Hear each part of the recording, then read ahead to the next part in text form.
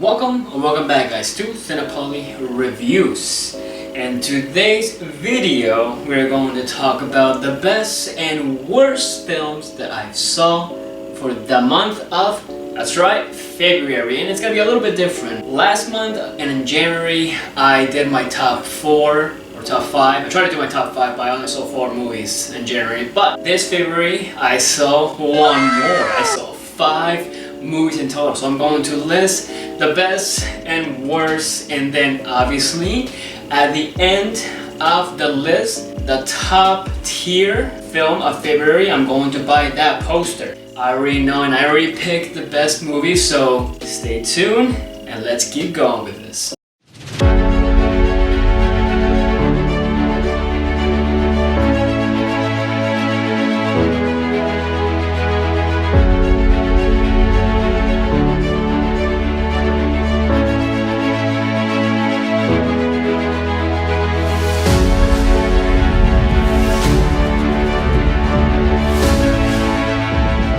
So the first film we're going to rate is the first film that I saw in February, which starting off strong is a no-go. I am talking about the very much garbage. That's right, The Strangers Chapter 3. So, brief summary, The Strangers Chapter 3 is about a survivor of the mass killers fight back as the strangers continue their brutal killing spree, leading to a final deadly confrontation. Here's the thing guys, about this. Chapter 1 and Chapter 2, it just technically became worse and worse. That being said, this final conclusion of the trilogy, it is finally done with. The strangers are no more. Sort of that's a spoiler warning. If any of you still want to see this, then why? But yes, it was a bad start to February because here's the thing about this film. It was just so lackluster. It just lacked so many things. The stupid character dumb decisions, and also some of the characters, some of the new ones that came into this. Like for example, the sister and the fiance of the sister. It didn't matter because they were just there for kill bait, pretty much. But other than that, I would have to say Madalena Petish, she did a decent job trying to make this film enjoyable and watchable. Either way, this movie directed by Redney Harlan is just such a destruction. So editor Paul, which tier are we going to put this? I already know it, but go on. So I was actually thinking of putting this at F as an absolute trash, but it wasn't as bad as the second one. Still bad. So we're gonna put it at D tier as in bad.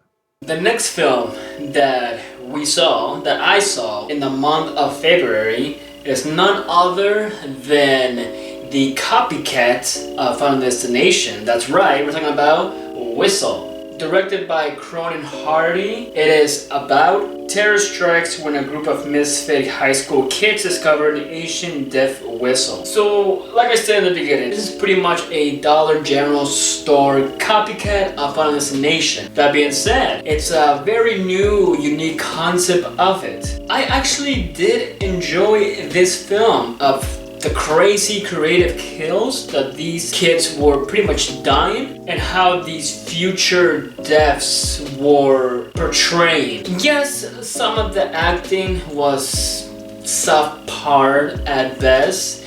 It was technically a high school film where kids die.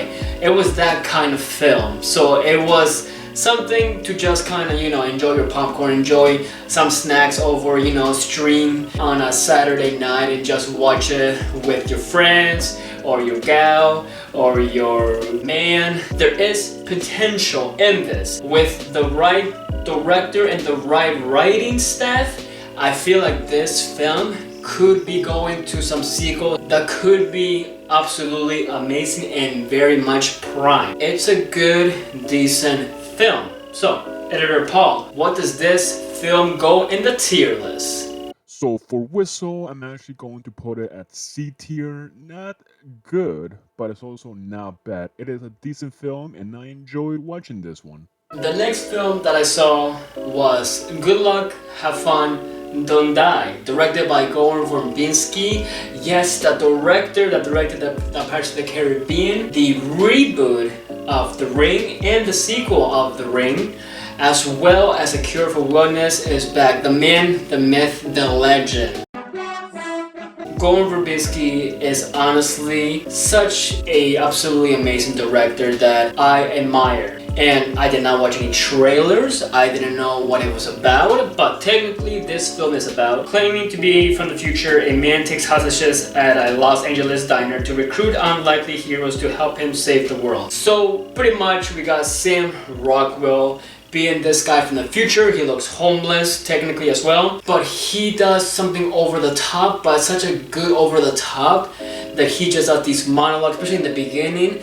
Everything about this film, from the directing, from the writing, from the camera direction, from the camera angles, from the producing, from the music, from everything about this was great. The pacing of it was absolutely amazing as well. This movie is more than 2 hours, but the pacing did its job. I was so intrigued. My eyes were glued to the screen to see what was gonna happen next in every single scene. The only thing that I was kind of disappointed about, of course, is the ending. The ending was so predictable from a mile away. There's also some hot topics because at the end of the film you can kind of have a conversation, have a debate with the people that you went with, or the people that you can text, or the people online, and say maybe the ending was supposed to be like this and they did it like this. So such a hot debate as well. Especially this film, the meaning behind of all this movie is AI is taking over the world technically. We're always on our phone, on our iPad, on watching TV, or on a computer, just doing, what we are humans supposed to do. We're just focused on technology and AI. Everything around us, like shootings and bad news and everything like that, especially today's society, if you know, we are so desensitized from everything. So this film is such a good film to just make us look a deeper meaning of everything around us, of our society, and that is why I love it. Editor Paul, where does this movie tear up? So for Good Luck, Have Fun, Don't Die, obviously it was an obvious choice of putting this in the A tier of great. And also I had to shrink because I made a mistake of putting the other two films that I saw already there. The next film that I went to see is literally a roller coaster because we went so high with Good Luck, Have Fun, Don't Die, and we went so down with this one. We're talking about, of course, Psycho Killer. Directed by Gavin Polone. It is about a motorway patrol officer sets out to find a man responsible for the brutal murder of her husband. Her quest leads her to a sadistic serial killer whose mental stability and sinister agenda is more twisted than anyone could have ever imagined. We have the satanic slasher, or a satanic killer. I forgot what it was because this film is something that I just want to forget altogether. Not only was the story plot dumb, but the direction was dumb. Some of the kills were okay. Everything about this film was just a no-go. It was honestly the worst film, the worst directorial debut of a director. Yes, it's gonna be one of my memes throughout this entire year of being a directorial debut that just failed to deliver. And I was excited about this film too because it just, the potential of the trailer was something that caught my attention. I was so disappointed about this film, and I don't want to talk about it anymore. So, Editor Paul, I already know what the tier is going to be, but go ahead and do it. So this was an absolutely easy choice to put this tier.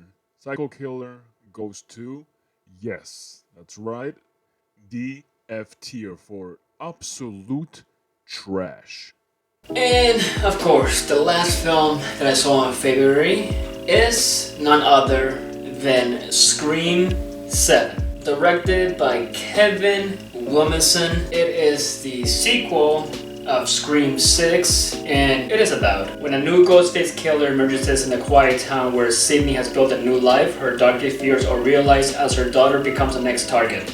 Determined to protect her family, she must face the horrors of her past to put an end to the bloodshed once and for all. This was also a disappointment. It was a pattern in February about disappointments. Yes, the fans are divided when it comes to this film itself, because some fans did enjoy it and did enjoy the past OG actors. I thought that, yeah, it had some tension, it had some good lead-ups to that tension build, and some of the kills were okay, and I enjoyed it. But other than that, the 90s slasher concept is modernized, and that's not too bad. The reveal of everything as well, the ghost face, is just so dumb. And not only that, but the daughter didn't really have any character development as well. It was very mid at best. It was the worst Scream film that I have seen. So with that being said, editor Paul, put this in what tier you should put it.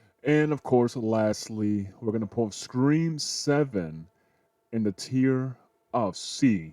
Not good, but also not bad as well. And that does it. That does it for the best and worst films of February. Now, yes, I saw already 2 films that I have to review.